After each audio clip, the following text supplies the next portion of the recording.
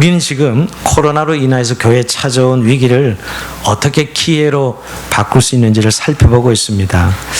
특히 1세기 소아시 교회를 향해서 주님이 칭찬과 책망을 통해서 이 교회가 정말 고난의 시대에 어떤 모습을 가져야 되는가를 지금 우리가 살펴보고 있습니다. 좀 정리하면 여러분 오늘 네 번째이기 때문에 첫 번째가 에베소 교회를 통해서 첫사랑의 감격이 있는 교회를 살펴봤고요. 두 번째는 이 서머나 교회를 통해서 고난을 두려워하지 않는 교회를 생각해봤고, 지난 시간에 버가모 교회를 통해서 세상의 유혹을 이기는 교회, 세상의 유혹을 이기는 교회. 오늘 이제 네 번째 두아디아라 교회를 통해서 거룩한 교회, 즉 고난의 시대를 이겨내는 교회의 모습을 통해서 우리가 지금 말씀을 상고하고 있습니다. 즉 거룩한 교회가 이 고난의 시대를 이겨낼 수 있다는 것이죠.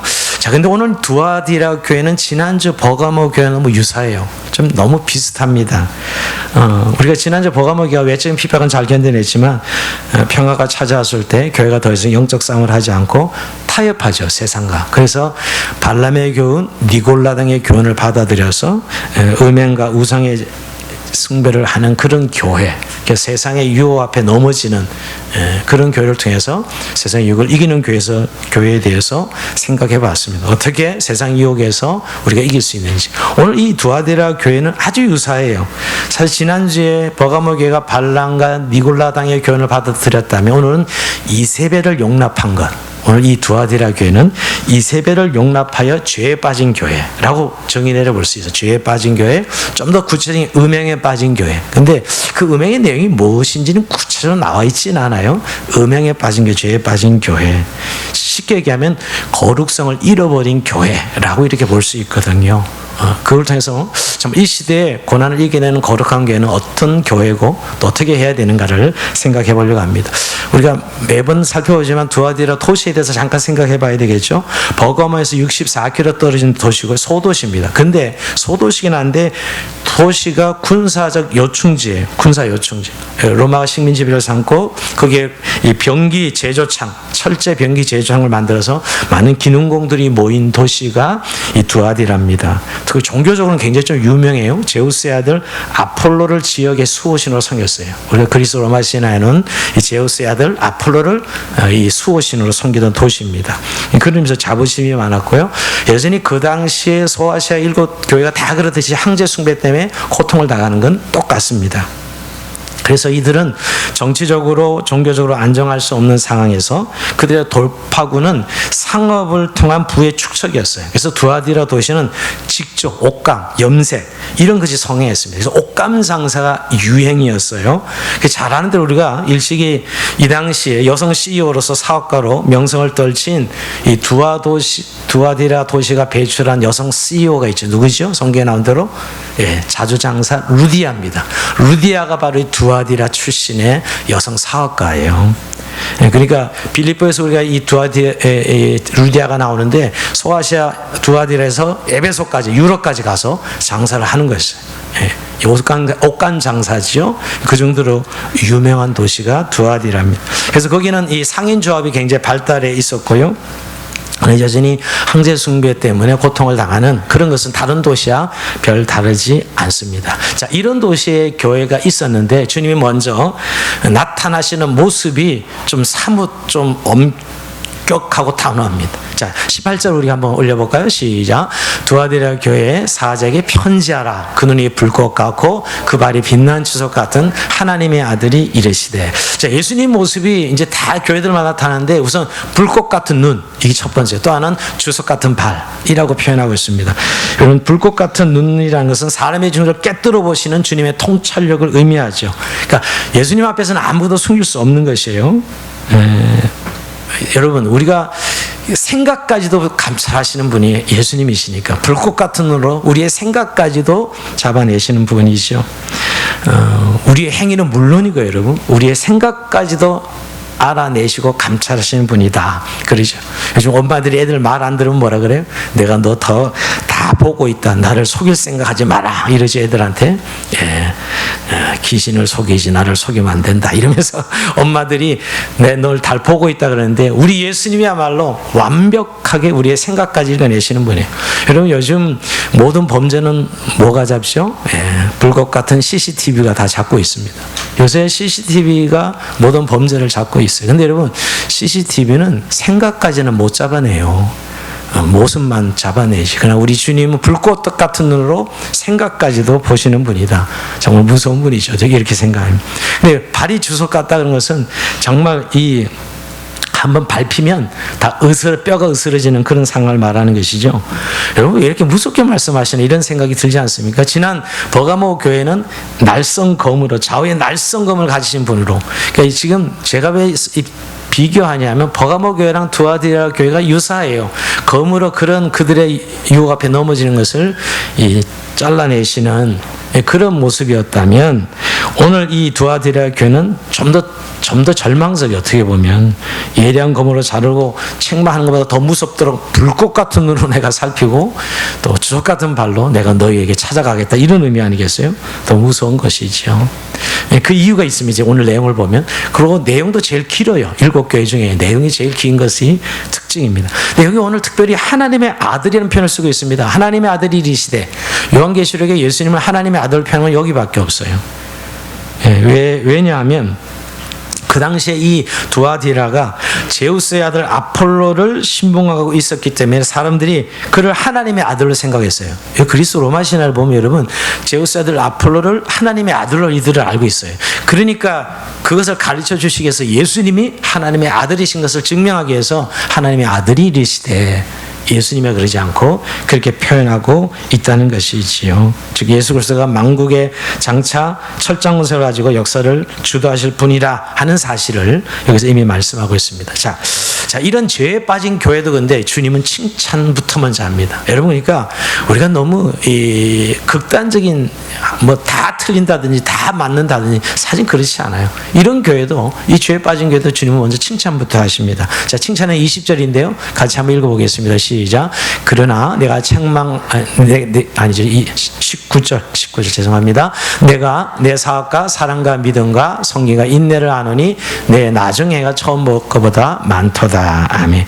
여기 근데 좀 사업이라고 번역한 것은 좀 약간 저는 오역 같아요. 사실은 그 뒤에 나중 행이란 단어와 내 사업이라는 단어가 같은 단어입니다. 사실은.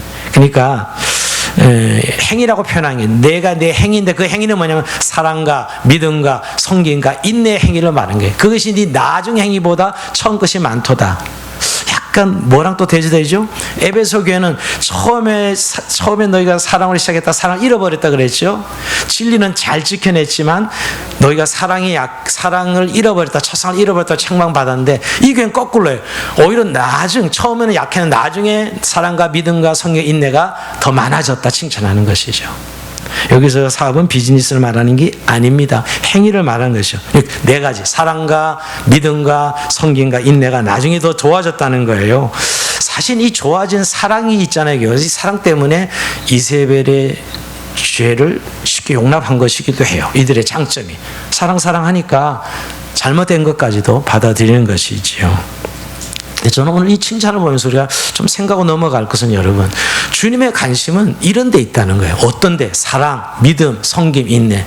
우리는 관심이 교회 시설이나 프로그램이나 교회 교인수나 재정이나 이런 것들에 요즘은 너무 민감한 것 같아요. 사람들이. 그러나 주님은 여전히 그 교회를 볼 때 성도를 볼 때 네 사랑, 내 믿음, 내 행생, 성김, 인내를 중요하게 본다는 것이지요. 이런 부분들을 칭찬하고 계세요.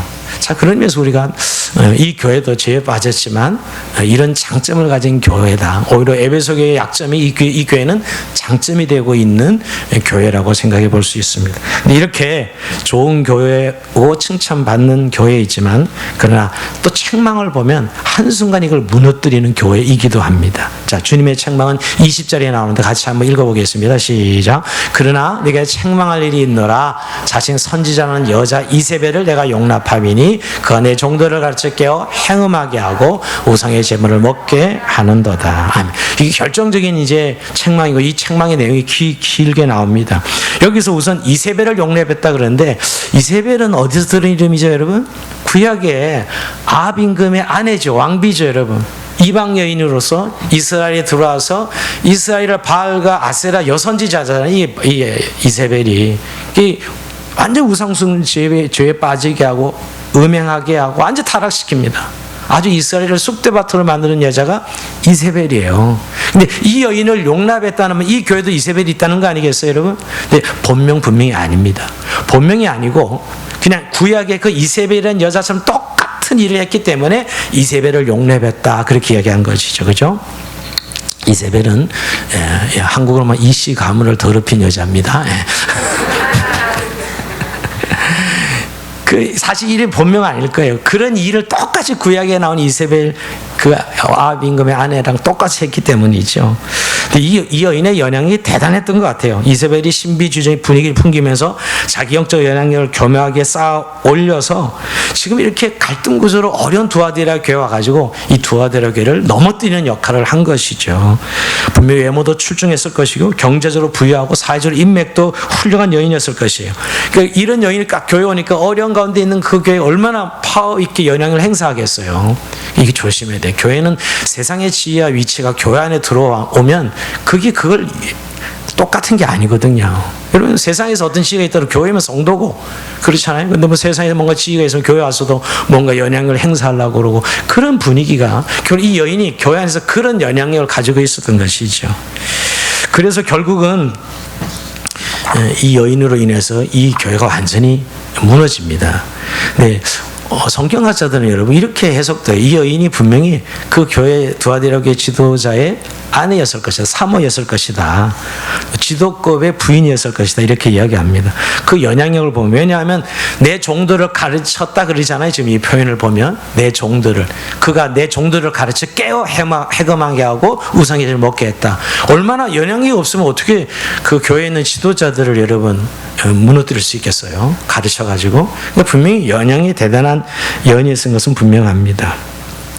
근데 이것은 결국 구약의 이세벨의 그 죄를 생각하면 금방 이 여인의 죄를 생각해 볼 수 있어요. 여러분, 그 이스라엘 백성들에게 이세벨이 들어와서 바알과 아세라 신을 섬겨하죠. 바알과 아세라 신이 뭐예요? 번성의 신, 비신이에요. 번영의 신이에요. 잘 먹고 잘 살게 해주겠다. 이래가지고 결국 하나님 계명을 지키지 못하게 하고 가늠하게 하고 영적 가늠하게 하고 우상 숭배하게 한 죄가 이세벨의 죄죠. 그러니까 보면 이렇게 했을 거예요. 짐작해 보는데 우상 앞에 한번 찔끔 한번 절하세요. 그렇다고 우리가 하나님을 믿지 않는 거 아니지 않습니까? 그냥 그건 형식이고 우리 마음으로 하나님 고백하면 되지. 그래서 우리가 돈 벌어 잘 살면 되는 거지. 이런 식이죠. 쉽게 하면. 이 우상숭배 시대에 말이에요. 이렇게 이 여인이 결국 이 교회를 타락시켰다는 것입니다. 우리가 꼭 그렇게 별나게 예수 믿어야 되겠습니까? 네, 좋은 게 다 좋은 것이지 하면서 영향을 행사해서 결국 타락시킨 것입니다. 그리고 여러분, 왜 예수님이 이세벨을 용납한 것을 책망했을까? 결국 교회는 거룩해야 되거든요. 교회가 거룩하다는 것은 여러분 구별된 것이거든요. 교회는 세상 종교단체가 아닙니다. 주님의 몸이 주님께서 구별시키셔서 교회의 속성 제일 중요한 거룩성인데 그 거룩성이 무너진 것이죠. 세상과 다르지 않는, 세상과 다른. 여러분, 주님께서 구약에 보면 하나님이 나는 거룩하니 너희도 거룩하라 하면서 이스라엘 백성들을 구별시킨 것을 보게 됩니다. 신약도 마찬가지예요, 여러분. 예수님이 우리를 주의 백성 삼으시고 우리를 교회로 거룩하게 구별시켜 주신 것인데, 문제는 결국 이 두아디라 교회가 우상숭배 음행에 빠져서 교회 세상을 구별하지 못하고 죄로 더럽혀진 것입니다. 근데 여러분, 이 죄로 더럽힌 것의 제일 첫 번째는 교리적 이 혼합주의 더럽혀짐이에요. 제일 전. 그 다음에 도덕적인, 이 두 가지, 영적인 부분이 있고 교리적인 부분이 있고 도덕적인 부분이 있는데, 그래서 우리는 도덕적인 더럽혀짐은 금방 이해가 되고 또 그것은 잘 받아들이는 것 같아요. 근데 영적인 교리적 순결은 별로 이렇게 생각 안 하기 쉽습니다. 근데 요즘 이 심각할 정도로 좀 저는 문제가 있다고 생각해요. 교회 안에 들어온 종교다원주의죠.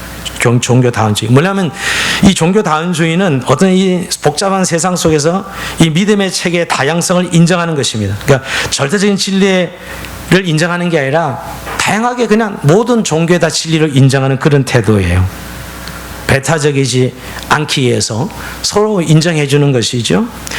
쉽게 말하면 종교는 다 같다는 것입니다. 모든 종교에 구원이 있고, 뭐 불교를 믿으나 뭐 이슬람을 믿으나 기독교를 믿으나 선조교를 믿으나 가는 뭐로 가나 절로 가나 다 도착지면 같다, 이런 식으로 생각하는 이 사상이 종교 단지 혼합주의입니다.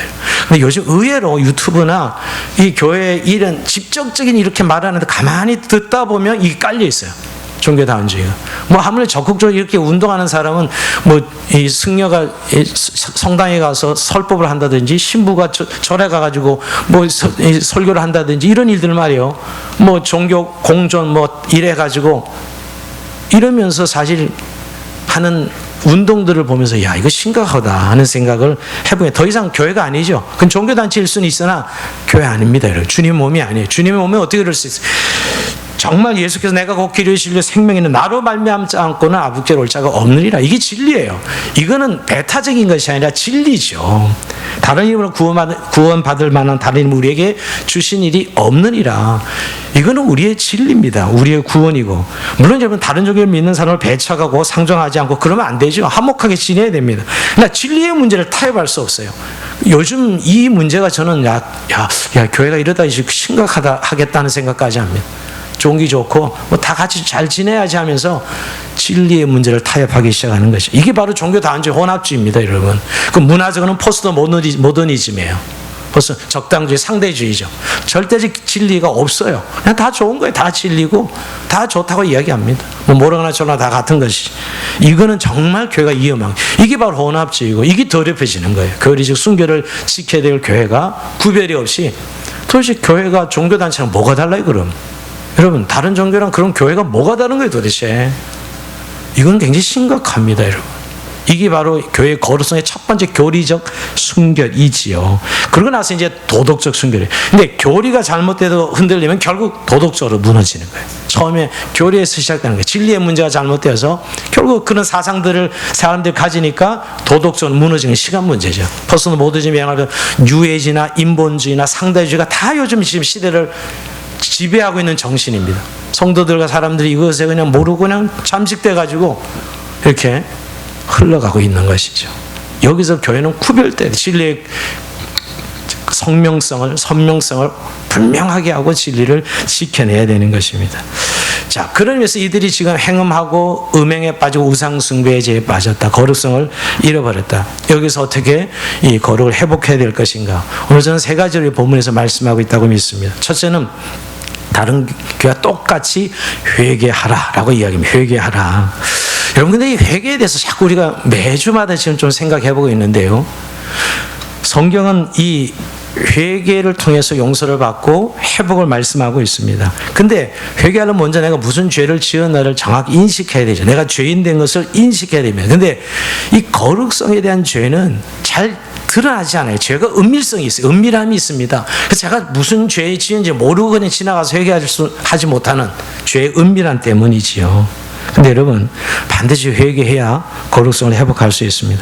오늘 이 교회도 그런 교회예요. 주님이 회개할 기회까지 줬는데 회개하지 아니하였도다. 21절이 그 말씀입니다. 여러분 회개할 기회를 줬는데 회개하지 않도다. 왜 회개하지 않았을까요? 못 느끼는 거예요. 이게 삶의 지혜고 오히려 뭐 굳이 꼭 그렇게 해야 되나? 심각하게 생각 안 한 겁니다. 지금 우리 시대가 여러분 이 시대의 어떤 세속화 때문에 별로 옛날에 우리 선배들이 지켰던 목성으로 지켰던 신앙이 뭐 꼭 그래야 돼? 이런 생각이 자꾸 드는 거죠, 여러분. 굳이 회개할까지 뭐 있어? 근데 여러분 회개는 사실은 우리를 살리려고 하시는 거예요. 기분 나쁘게 하려고 하시는 게 아니라 성도를 살리고 자기 백성을 사랑하시는 하나님의 애타는 요청이에요. 회개하라고 말씀하는 것이. 결국 여러분 회개할 기회를 줬는데 회개하지 않으니까 하나님께서 징계하십니다. 22절 보면 좀 심각합니다. 심상에 던지겠다 하시. 22절 올려줘 볼래요? 심상에 던지겠다라고 말씀하고 있어요. 사실은 이 첫 번째 이 징계입니다. 우선 이 여인을 침상에 던지겠다, 병들게 하겠다는 거죠. 사실은 요한계시록 보면 좀 무서운 말씀은 아닌데 무서운 게 아니라 자기 백성을 이토록 사랑하시는 하나님 회복시키시려는 하나님의 의지요. 또 하나는 더불어 간음하는 자들은 어때요? 내가 자녀들을 죽이겠다 이렇게 말씀합니다. 어떻게 보면 굉장히 심각한 이야기죠. 너희들이 회개할 길을 줬는데도 회개하지 않으니 너를 병들게 할 것이고 너희 자녀들을 죽게 하겠다. 왜 이렇게 하시는 거예요? 자기 백성을 살리시려고 하는 것이죠. 근데 여러분, 우리가 여기서 회개라고 얘기할 때 노력하는 게 아니고 회개해야 된다는 게, 후회해야 되는 게 아니라 회개해야 되는 거예요. 이게 뭔 차이냐면, 많은 분들은, 완벽주의자 사람들은 이렇게 잘해야지 하면서 노력하려고 합니다. 성경은 회개하라고 이야기합니다. 노력과 회개가 뭐가 다르냐고, 엄청 다릅니다. 회개는 정말 자신을 인정하고 그리스도의 십자가를 다시 한번 붙드는 것이요. 그게 회개입니다. 내가 할 수 없는 것이기 때문에 돌이키고 주님의 십자가를 붙드는 게 회개. 우리의 죄를 씻어주면 예수님이 있기 때문에 그 그리스도의 보혈의 능력을 의지해서 그리스도의 십자가를 붙드는 것이에요. 그리스도의 의를 덧입는 것이 회개입니다. 나는 할 수 없기 때문에 여러분. 그래서 십자가를 붙들고 회개하는 거죠. 그래야 거룩성이 회복됩니다. 이게 오늘 회개하라라고 하는, 이들이 결국 회개하지 않고 징계를 받는 것을 보게 됩니다. 이게 첫 번째예요. 두 번째, 우리가 이 거룩해지는 것을 회복하려면 우리가 구별된 존재라는 걸 인식해야 됩니다. 하나님은 거룩하시다, 나는 거룩하니 너희도 거룩하라, 그렇게 말씀하는데, 아까도 말씀드린 주님은 우리를 구별시켜 주셨어요. 여러분, 우리의 신분을, 교회를 그리스도의 신부라 그러잖아요. 구별된 의미를 강조하고 있어요. 여러분, 우리가 완전하지 않아요, 여러분? 여전히 예수 믿어 죄 짓고 불완전하고 부족합니다. 근데 우리를 거룩하다 그럽니다. 구별시켜 주셨어요. 그러니까 구별된 것을 기억할 필요가 있어요. 우리의 존재와 신분이 구별된 존재다 하는 사실을 기억해야 돼요. 그래서 주님은 로마서 12장 2절에 보면 너는 이 세대를 본받지 말고, 그래요. 본받지 말고 하나님 뜻을 분별하도록 하라. 그러니까 구별된 삶을 살려면 여러분 분별해야 돼요. 내가 하나님의 백성인 것을 정말 인지하고 인지해서 무엇을 어떻게 어떤 사건을 받아들이고 무엇을 우리가 결정하고 할 때 정말 하나님의 뜻이 어디에 있는지 분별해야 되는 것입니다. 여러분, 지금 분별 얘기 나와서 지금 우리가 살아가는 세상은 돈과 섹스와 명예, 이게 지금 신이 되어 있는 세상에 살아가고 있어요. 신의 수준이에요. 정말 자본주의 세상에 돈 한 푼 없으면 한 시간도 살아갈 수 없는 오늘의 세상 속에서 물질의 유혹이 얼마나 거셉니까, 여러분? 여러분, 정말 우리가 물질 유혹에 놓여서 그 이익 앞에 자기도 모르게 거짓말하고 그 이익 앞에 자기도 모르게 사기치는 이런 일들이 지금 오늘 우리가 살아가는 세상이에요, 여러분. 근데 오늘 우리들에게 뭐래요? 왜 분별해야 되는, 네 일용할 양식은 내가 너희를 책임져 주겠다. 너희들은 이방인들처럼 뭘 먹을까 입을까 마실까 구하지 말고 내가 너희에게 있어야 될 걸 다 준다 하면서 일용할 양식을 약속하셔요. 그리고 주기도 모르고 일용할 구하라 그러셨고, 네, 물질의 유혹 앞에 넘어지지 않도록. 그러니까 분별해야 돼요. 그래야만 내 거룩성을 유지할 수 있다는 것이지요. 예, 성적인 것도 마찬가지고, 요즘 드라마 보면 분리는 너무 아름답게 미화되어 있고요. 근데 우리가 나는 예수 믿는 게 교회 잘 나가니까 나는 이런 성적 유혹에는 괜찮아, 그렇게 생각하면 있습니까? 한 사람도 괜찮은 사람 없습니다. 그러니까 우리가 늘 그 유혹에 찾아오면 이거 빨리 피해라는 소리구나. 우리의 즐거움이 영적인 하늘나라에 있고 주님에게 있다는 사실을 인정하고 빨리 피해야 되는 것이에요. 결국 그래서 영혼과 가정을 다 망가뜨리지 말고. 매년 이게 분별이 돼야 되는데 내가 하나님 백성으로서 구별된 삶을 생각하면 금방 그게 찾아져요. 이게 아니구나, 기구나. 근데 그러지 않으면 그게 넘어가는 것이에요. 명예도 마찬가지. 지금 요새 자존심 때문에 목숨 걸고 싸우는 사람들 많아요. 아니, 그 자존심 하나가 뭔데 왜 자기 생명을 걸어, 그 자존심 때문에. 이 명예욕이던 사람들이에요. 그리고 또 권력욕이고요. 이걸 빨리 분별해야 되는 것인데, 이게 마귀가 영혼을 넘어뜨리는 일이구나 하는 생각을 하고 분별하면 금방 우리가 거룩성을 찾을 수 있는 것인데 말이에요. 자, 그래서 우리가 늘 내가 구별된 존재라는 사실을 인식하고 늘 살아가는 거예요. 완벽하지는 않지만 내가 주님의 백성으로 그리스도의 신부로 구별된 사람이다 하는 사실을 인식하는 것이. 이제 마지막 세 번째 말씀을 굳게 잡으라고 말씀하고, 이게 이제 가장 중요한 말씀이죠. 우리의 거룩성을 회복할 수 있는 것은 말씀을 굳게 잡은 자들은 거룩성을 지킵니다. 여러분, 디모데전서 4장 5절 같이 한번 읽어볼까요? 이거는 시작. 하나님의 말씀과 기도로 거룩하여 지밀이라. 하나님의 말씀과 기도로 거룩. 여러분, 거룩은 너무 옛날에 거룩 그러면 여러분 왠지 종교적인 어떤 개념을 많이 생각해요. 성경책을 들고 있다든지 또 거룩한 음악이 신비 음악이 나오든지 그런 게 아니고요. 말씀이에요. 말씀 붙들고 가는 자가 거룩해지는 삶을 사는 것입니다. 오늘 여러분, 이 두아디라 교회도 다 넘어간 건 아닙니다. 오늘 24절에 보면 그 중에 소수의 사람들은 지금 이세벨을 용납하지 않았어요. 그렇죠? 24절 보면 두 알들이 남아있어 이 교훈을 받지 아니하고 소위 사탄의 깊은 것을 알지 못하는 데게 말하노니 다른 집으로 너에게 쉬울 것은 없노라 하시면서 25절 이렇게 하면 25절 같이 한번 읽어봅니다. 읽어보겠습니다. 한번 같이 읽으면 시작. 다만 너에게 있는 것을 내가 올 때까지 굳게 잡으라. 아멘. 너에게 있는 것을 굳게 잡는, 너에게 있는 것이 뭐예요? 아까 그 사랑, 믿음, 소망, 인내. 이 행위를 굳게 잡아라는 거예요. 지금 뭐예요? 말씀대로 사는 것이에요, 여러분. 말씀을 굳게 잡고, 말씀대로 사는 굳게 잡고, 인내하라는 것입니다. 결국, 거룩은 하나님의 말씀을 굳게 잡은 자들의 것이에요. 우리가 뭘로 이겨낼 수 있냐면 이 세상에 이 유혹과 이런 죄된 세상 속에서 결국 말씀입니다. 종교적인 어떤 이런 카테고리가 아니에요. 그냥 내가 교회 다니니까 또 내가 뭐 성경을 가지고 있으니까 이런 일에 참여하고 있으니까 우리의 거룩을 지켜지는 게 아니라 하나님 말씀을 치열하게 붙들고 가야 되는 거죠. 정말 여러분 거룩은 싸움이에요. 그러면 현장에서는 치열한 영적 싸움입니다. 하나님의 말씀을 붙들고 가는 자는 거룩한 삶을 살게 됩니다. 자, 이런 자에게 오늘 이렇게 이기는 자에게 오늘 두 가지 축복, 두 가지 상을 이야기합니다. 자, 첫째는 철장 권세고 두 번째는 새벽별인데요. 자, 26절에 보면 이기는 자가 끝까지 내 일을 지키는 그에게 만국을 다스리는 권세를 주리니 그가 철장을 가지고 그들을 다스려 질그를 깨트는 것 같이 하리라. 나도 내 아버지가 받은 것이 그러하니라. 자, 철장 권세라고 말하는데 여러분 뭐예요? 이게 영적 권세를 주겠다는 거예요. 예수님께서 아버지께로 받은 권세, 그 영적 권세를 내가 너희에게도 주겠다는 거예요. 어떤 자? 거룩을 지키는 자에게. 영적 권세를 주겠다는 거죠. 여러분 영적 권세를 아주 더 추상적으로 이해하십니까? 세상에서 실제 권력을 가지면 권세가 있어요. 그죠? 여러분 정부의 선거에 이겨서 권세를 잡으면 행사하죠. 실제 권세는 그건 인정하면서 하나님 나라의 백성으로 영적 권세를 정말 인지하냐고요. 하나님의 나라 영적 권세가 있어야 사람들에게 여러분 영적 지도를 하고 이끌어갈 수도 있고 하나님의 일들을 진행할 수 있어요. 그거 없이 어떻게 일을 할 수 있어요 우리가. 하나님 백성들이 이 세상의 거룩을 지키는 자에게 하나님이 영적 권세를 주겠다라고 말씀하는 거예요. 능력 있는 그리스도인이 되게 해 주시겠다 약속하고 있는 것이죠. 더 나아가서 새벽별을 약속합니다. 27절에 보면 내가 또 그에게 새벽별을 주리라. 여러분 새벽별이 뭐예요?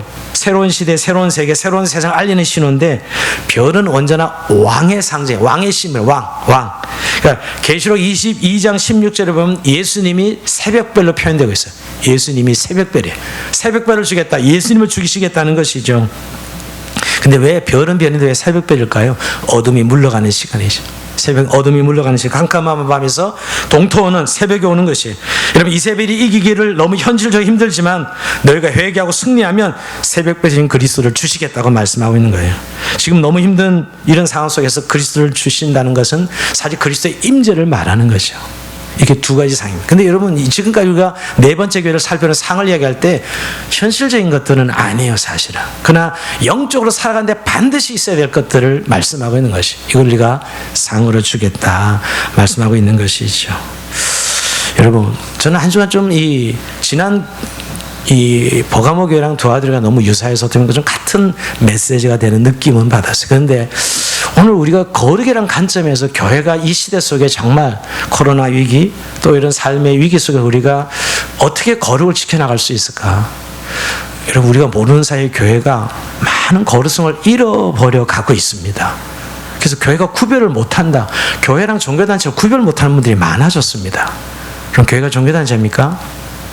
정말 주님이 내 것으로 구별시키셔서 자기 백성을 이끌어 가시는데 하나님 백성 이 땅 가운데 우리를 두셨는데 교회가 그냥 세속적인 가치와 흐름에 그냥 무장해제돼서 너무 많은 것들을 잃어버려 가고 있는 시대가 오늘 교회 시대예요. 여러분 위기입니다. 성도들도 그렇습니다. 별로 거기에 대해서 심각하게 느끼지 않고 있어요. 근데 여러분 우리가 오늘 거룩한 교회, 거룩한 성도가 되는 것은 주님의 명령이요 주님이 교회를 통해서 자신의 영광과 뜻을 드러내는 방편입니다. 그래서 우리가 무엇보다도 이 어려운 시대에 그 어려움의 현실에 함몰되고 그것을 자꾸 붙들면 뭐 이렇게 할 수 없잖아 이러거든. 대부분요 뭐 세상이 이렇게 바뀐다고 할 수 없잖아. 물론 여러분 세상에 바뀐 것을 인정하지 않는 게 아니에요. 그냥 어쩔 수 없다는 말 속에는 그냥 세상에 가는 대로 가야 되잖아 라는 것이 담겨져 있어요. 여러분 그럴 때 정말 교회는 거룩이라는 기준을 가지고 하나님 앞에 서 있는 교회와 성도가 되어야 되는 것이요. 저는 한 주간 사실은 이 말씀 묵상하면서 다니엘과 그 세 친구를 생각해냈습니다. 여러분 다니엘과 그 세 친구 다니엘서에 보면 우리 다음 주부터 다니엘서를 아침마다 살펴볼 텐데요. 완전히 나라가 망했잖아요. 망해서 포로로 잡혀가고 백성들은 죽임을 당하고 전염병으로 죽고 정말 절망적인 시대입니다. 그다가 포로로 잡혀가서 어떻게 왕을 섬기는 그런 걸 뽑혔죠. 이들이 다니엘과 그 세 친구가. 근데 이들에게 왕궁의 음식을 먹으라는 거예요. 왕궁의 음식은 뭐예요? 바벨론 신에게 바쳐진 음식이에요. 바쳐진 음식을 먹으라고 이야기합니다.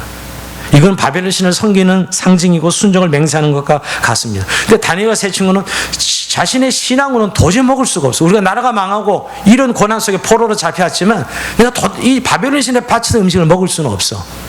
그래서 그들은 어떻게 하죠? 거절하고 결단합니다. 자, 이게 거룩을 향한 결단, 이게 믿음이에요. 그래서 거절하고 결단합니다. 여러분, 거절하는 건 매우 위험한 선택입니다. 처벌받을 수도 있고, 아니 죽을 수도 있는 상황이죠. 먹지 않아 이거를 네가? 근데 먹지 않는다고 거절해요. 근데 그 음식을 거절했을 때 하나님이 그들과 함께 하시는 증거를 보여주세요. 이제 다니엘서 1장을 보면 9절에 하나님이 다니엘로 하여금 환관장의 은혜와 궁의를 얻게 하신지라. 거절하는 결단하니까 하나님께서 환관장에게 그걸 용납하도록 환관장이 은혜를 입어서 환관장이 그걸 받아줍니다. 10일 동안 물과 채소만 먹죠. 그런데 여러분 10일이 지나고 나서 얼굴을 보니 다른 고기를 먹은 제단 앞에 나온 고기를 음식을 먹은 다른 소년들과 완전히 더 윤택하고 더 아름다운 것이었어요. 그래서 결국 그들은 그 음식을 먹지 않냐고 이 바빌론 궁에서 살 수 있었던 것이에요. 이게 뭐냐면 우린 지금 어려움을 당하면 그 어려움을 해결하다가 저도 요즘 맨날 하나님 정말 이 코로나 시대 어떻게 목회 어떻게 선교를 하나님 헤쳐나가야 됩니까? 매일 그 기도 그 지혜를 구하는 기도입니다. 오늘 이 말씀 묵상하면서 야, 그 지혜 구하기 전에 네가 먼저 이 시대의 거룩을 선택하라는 거예요. 내가 하나님의 말씀으로 살겠다는 거룩을 선택할 때 내가 지혜를 주고 용기를 주고 능력을 주겠다고 말씀하는 거예요. 오늘 우리 시대가 그렇습니다. 나만 어렵다고 생각하면 늘 하늘 자기 연민이 졌습니다. 또 이렇게 어려운 어떤 환경을 만나면 그냥 어쩌면 믿음은 가지고 있으면서도 그냥 이 어려운 환경 때문에 너무 내 마음이 힘들어지는 거예요. 그래서 우리가 이 거룩을 잃어버린다니까요. 그리고 그게 너무 쉽게 용납되고 쉽게 용납해서 믿음을 잃어버리고 그냥 그렇게 살아요. 나는 교회 나오고 그냥 뭐 예배들 이런 건 똑같이 하지만 마음에는 이미 세상적인 것들과 다 똑같아졌어요. 이게 바로 거룩을 잃어버리는 요즘 우리들의 모습인지 모르겠습니다. 여러분 그때 거룩을 선택하라고 이야기하고 있습니다. 여러분 거룩을 선택할 때 그것이 믿음이고 그때 하나님이 우리를 지켜주시겠다고 말씀하고 있습니다. 주님은 반드시 우리가 그 거룩을 선택할 때 분명히 피할 길을 주시고 우리의 살아갈 길을 인도해 주실 것이에요. 이제 이런 의미에서 거룩도 결국 믿음의 싸움인데 여러분 저는 요즘 한국교회를 보면서 이러다 하나씩 무너져가면서 결국은 사라져 가겠구나 이런 위기를 보여요. 왜냐면 이렇게 쉽게 포기할 수 있어? 이건 진리의 기준이 있는 것인데 이렇게 쉽게 그걸 놓을 수 있어요? 세상이 다 그런 거니까. 세상이 지금 다 그런 세상이 왔는데 이거는 교회가 지금 얼마나 큰 위기에 있는지를 우리가 인식해야 되는 것입니다. 주님은 이렇게 이야기하십니다. 요한복음 16장 33절에 이걸 한번 같이 읽어봅시다. 시작. 이것을 너에게 이루는 것은 너희가 내 안에서 평안을 누리게 하려 함이라. 세상에서 너희가 환난을 당하나 담대하라. 내가 세상을 이기었노라. 아멘. 이 코로나 위기나 우리의 위기 삶의 위기 왔을 때 우리에게 주님께서 말씀하신 것은 평안을 누리게 하려고. 나도 세상에 있을 때 환난을 당했지만 담대할 것은 내가 세상을 이겼다. 걱정하지 말라는 것이죠. 그럴 때 우리의 거룩을 회복할 수 있고 유지할 수 있다는 것입니다. 여러분 성경에 오늘 전부 이기는 자로 표현하고 있는 거 아시죠? 7개 다 이기는 자. 왜 이기는 자예요? 전쟁인 거예요. 우리의 삶이 우리 교회들이 지금 이 현실 속에 전쟁을 치르고 있다는 걸 인식해야 됩니다. 여러분 내가 힘들다고 전쟁을 지금 내려놓고 포기하고 있는 분들은 정말 이거 다시 한번 내가 지금 영적 전쟁 중이구나 인식해야 돼요. 그러니까 뭔가 내 삶에 좀 편하게 살고 좀 어려움이 없게 살고 너무 소박한 거죠. 어떻게 보면 또 그것이 다 당연한지 모르겠어요. 그러나 여러분 그런 자는 영적 전쟁을 결국 내려놓는 거거든요. 여러분 신앙생활은 승리하는 자 이것이에요. 이기는 자 이것이에요. 신앙생활은 승리하는 것이 우리의 신앙생활이지 어려움 당해서 고통당하고 그런 내버려 두고 또 이런 상황이 우리의 모습이 아닌가. 주님은 오늘 우리들에게 이기는 자, 승리하는 자의 삶을 주시겠다고 약속하고 있습니다. 여러분, 영적 전의 끈을 놓지 마십시오. 내가 정말 하나님 앞에 신앙 연조가 더 깊어가고 또 내가 직분을 맡고 했다는 것은 더 영적 전을 치열하게 해야 되는 것이에요. 그래야만 오늘 우리의 이 주님께서 위기 속에서 우리의 믿음을 지켜주시고 또 이 거룩한 삶을 유지할 수 있다는 거예요. 주영원 공동체가 위기 속에 정말 순결한 신앙의 정결함을 지키고 도덕적인 순결을 지켜서 영적으로 승리하여서 정말 이 시대의 교회로서의 사명, 정말 교회가 견고하게 서서 하나님 나라를 더욱 증거하고 선포할 수 있는 그런 공동체가 되기를 주의 이름으로 축원드립니다. 자, 우리 찬송하면서 주님 앞에 우리 기도시 나갑시다. 우리 죄에서 자유롭게